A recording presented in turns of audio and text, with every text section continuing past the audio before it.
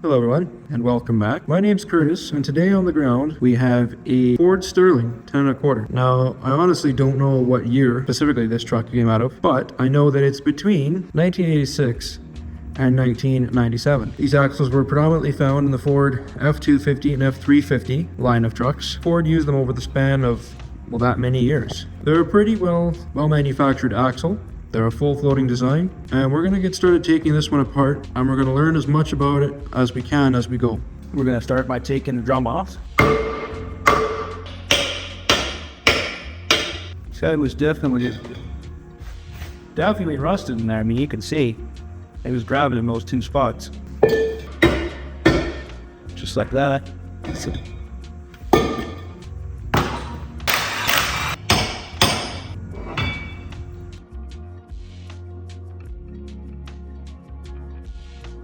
This hub nut, driver's side here is left-handed drive. So this hub nut sets the preload on your tapered wheel bearing, and it locks it in place by the ratcheting mechanism you probably just heard. This in here, it's even marked LH, your left-hand drive.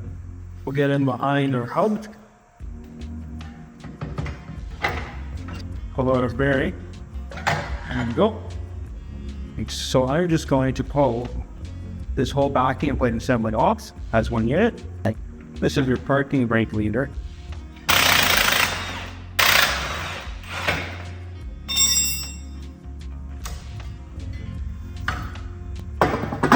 The driver's side is fully stripped.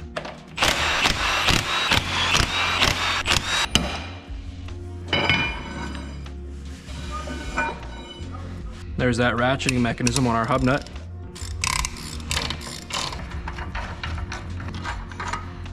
And this one's marked RH for right hand. There's our other outer wheel bearing.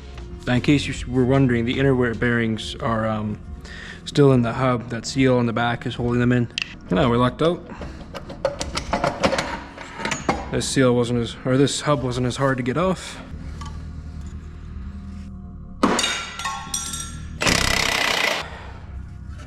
Backing plates off. Now our passenger side is stripped too. Okay, we're gonna get to our center section. Let's pull our brake line bracket off. And now our diff cover bolts. To break that seal.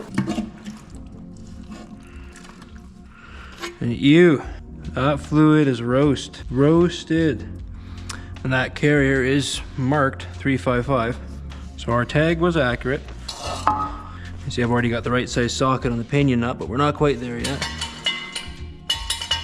Just trying to drain some more fluid out of this guy. Get our bearing caps off.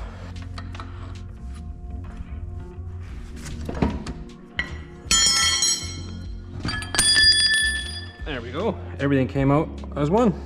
And our bearing caps fell out. Now the only thing left is our pinion. Then we can get everything up on the bench and go over it. So we'll get our rag, and we'll place the rag in here. And with our 1 1/8" socket, we can pull our pinion nut.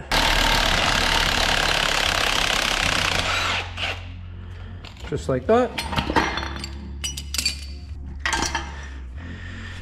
There we go. Put our bearing caps back on. And with that, we have a fully stripped Sterling 10 1/4. So I've got all our salvageable parts up on the table. Let's take a peek. Got our driver's side hub, driver's side axle shaft, hub nut, axle bolts, passenger side equivalent, passenger axle, passenger hub, passenger nut, and axle bolts. Got our diff cover bolts and tag. Got our yoke. We have our gear set. We have our 355 pinion and crown gear, and the crown gear bolts, along with our open Sterling 10 1/4 carrier. So if you're interested in any of these salvageable parts, they'll be up on our eBay, Valorous Wrecking. Go ahead and check it out.